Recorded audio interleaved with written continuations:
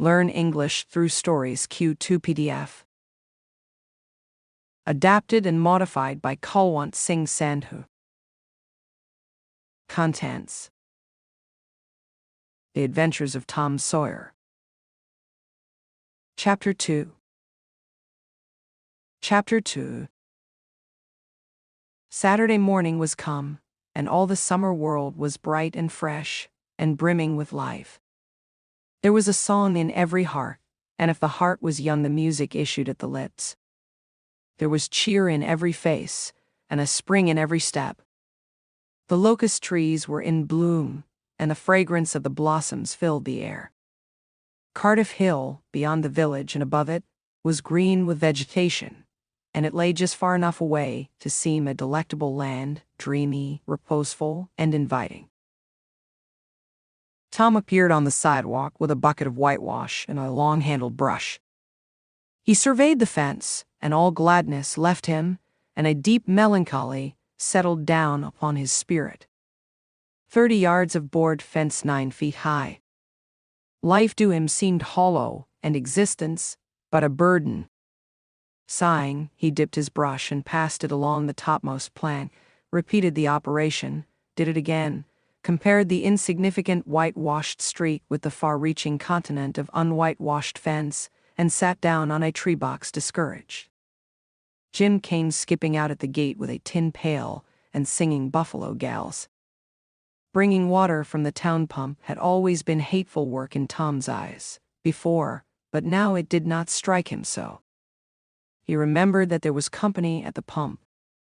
White, mulatto, and Negro boys and girls were always there waiting their turns, resting, trading playthings, quarreling, fighting, skylarking.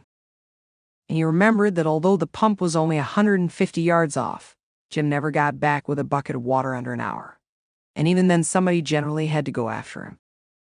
Tom said, "Say, Jim, I'll fetch the water if you'll whitewash some." Jim shook his head and said, "Can't, Marse Tom. Oh, missus, she told me I got to go and get dis water and not stop foolin' round wid anybody. She say she spec Marse Tom gwine to ax me to whitewash, and so she told me go long and tend to my own business. She lowed she'd tend to de whitewashin'." "Oh, never you mind what she said, Jim. That's the way she always talks. Gimme the bucket. I won't be gone only a minute. She won't ever know." "Oh, I dasn't, Marse Tom. Ol' missus she'd taken tar to head off me, deed she would. She never licks anybody. Whacks 'em over the head with her thimble, and who cares for that, I'd like to know. She talks awful, but talk don't hurt. Anyways it don't if she don't cry. Jim, I'll give you a marvel. I'll give you a white alley." Jim began to waver. "White alley, Jim, and it's a bully taw. My dat's a mighty gay marvel, I tell you, but Marse Tom I's powerful 'fraid ol' missus. And besides, if you will, I'll show you my sore toe." Jim was only human. This attraction was too much for him. He put down his pail, took the white alley, and bent over the toe with absorbing interest while the bandage was being unwound. In another moment he was flying down the street with his pail and a tingling rear. Tom was whitewashing with vigor, and Aunt Polly was retiring from the field with a slipper in her hand and triumph in her eye. But Tom's energy did not last. He began to think of the fun he had planned for this day, and his sorrows multiplied.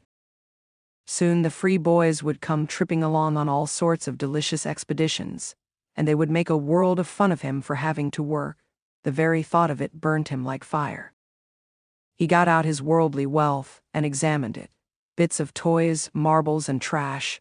Enough to buy an exchange of work, maybe, but not half enough to buy so much as half an hour of pure freedom. So he returned his straitened means to his pocket and gave up the idea of trying to buy the boys. At this dark and hopeless moment, an inspiration burst upon him. Nothing less than a great, magnificent inspiration. He took up his brush and went tranquilly to work.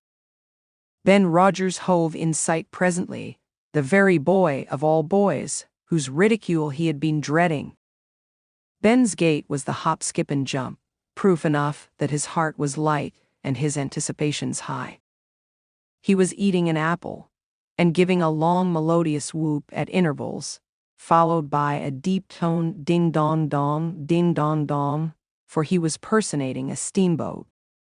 As he drew near, he slackened speed, took the middle of the street, leaned far over to starboard, and rounded to ponderously and with laborious pomp and circumstance, for he was personating the big Missouri, and considered himself to be drawing 9 feet of water. He was boat and captain and engine bells combined, so he had to imagine himself standing on his own hurricane deck, giving the orders and executing them. "Stop her, sir," ting-a-ling-ling. The headway ran almost out, and he drew up slowly toward the sidewalk. "Ship up to back," ting-a-ling-ling. His arms straightened and stiffened down his sides. "Set her back on the starboard," ting-a-ling-ling, chow-chow. His right hand, meantime, describing stately circles, for it was representing a 40-foot wheel. "Let her go back on the larboard," ting-a-ling-ling. The left hand began to describe circles. "Stop the starboard." Ting-a-ling-ling. "Stop the larboard." "Come ahead on the starboard." "Stop her." "Let your outside turn over slow." Ting-a-ling-ling. "Cello." "Get out that headline." "Lively now." "Come, out with your spring line. What are you about there?" "Take a turn round that stump with the bite of it." "Stand by that stage. Now, let her go." "Done with the engines, sir." Ting-a-ling-ling. T. Trying the gauge cocks. Tom went on whitewashing, paid no attention to the steamboat. Ben stared a moment and then said, "Hi, you're up a stump, ain't you?" No answer. Tom surveyed his last touch with the eye of an artist, then he gave his brush another gentle sweep and surveyed the result as before. Ben ranged up alongside of him. Tom's mouth watered for the apple, but he stuck to his work. Ben said, "Hello, old chap, you got to work, hey?"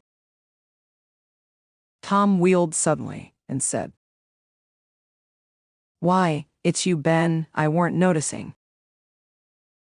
"Say, I'm going in A-swimming, I am. Don't you wish you could? But of course you'd druther work, wouldn't you? Course you would." Tom contemplated the boy a bit and said, "What do you call work?" "Why, ain't that work?" Tom resumed his whitewashing and answered carelessly, "Well, maybe it is, and maybe it ain't. All I know is it suits Tom Sawyer." "Oh, come, now, you don't mean to let on that you like it?" The brush continued to move. "Like it? Well, I don't see why I oughtn't to like it. Does a boy get a chance to whitewash a fence every day?"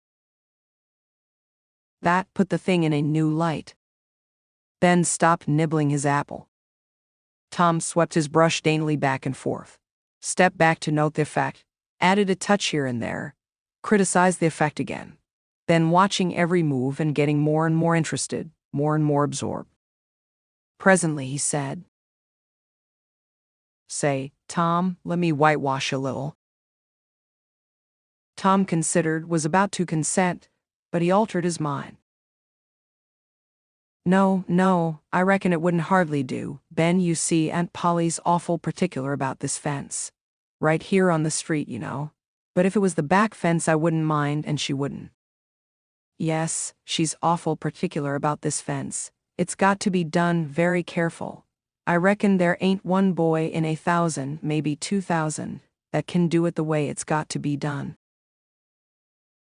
"No, is that so? Oh, come, now, let me just try, only just a little. I'd let you, if you was me, Tom." Ben, I'd like to, honest and John, but Aunt Polly, well, Jim wanted to do it, but she wouldn't let him. Sid wanted to do it, and she wouldn't let Sid. Now don't you see how I'm fixed? If you was to tackle this fence and anything was to happen to it. Oh shucks, I'll be just as careful. Now let me try say. I'll give you the core of my apple.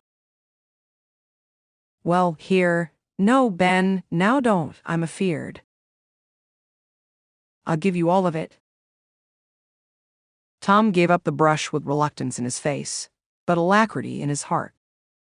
And while the late steamer Big Missouri worked and sweated in the sun, the retired artist sat on a barrel in the shade close by, dangled his legs, munched his apple, and planned the slaughter of more innocents. There was no lack of material. Boys happened along every little while. They came to jeer, but remained to whitewash. By the time Ben was fagged out, Tom had traded the next chance to Billy Fisher for a kite, in good repair.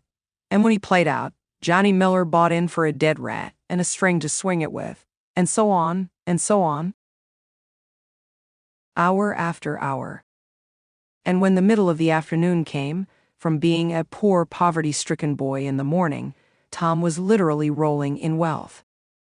He had, besides the things before mentioned, 12 marbles, part of a Jew's harp, a piece of blue bottle glass to look through, a spool cannon, a key that wouldn't unlock anything, a fragment of chalk, a glass stopper of a decanter, a tin soldier, a couple of tadpoles, 6 firecrackers, a kitten with only one eye, a brass doorknob, a dog collar, but no dog, the handle of a knife, 4 pieces of orange heel, and a dilapidated old window sash. He had had a nice, good, idle time all the while, plenty of company, and the fence had 3 coats of whitewash on it. If he hadn't run out of whitewash, he would have bankrupted every boy in the village. Tom said to himself that it was not such a hollow world after all. He had discovered a great law of human action, without knowing it, namely, that in order to make a man or a boy covet a thing, it is only necessary to make the thing difficult to attain.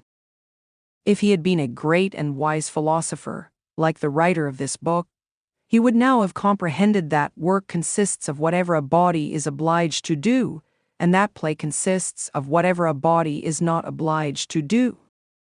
And this would help him to understand why constructing artificial flowers or performing on a treadmill is work, while rolling 10 pins or climbing Mont Blanc is only amusement. There are wealthy gentlemen in England who drive 4-horse passenger coaches 20 or 30 miles on a daily line in the summer because the privilege costs them considerable money. But if they were offered wages for the service, that would turn it into work, and then they would resign. The boy mused a while over the substantial change which had taken place in his worldly circumstances, and then wended toward headquarters to report.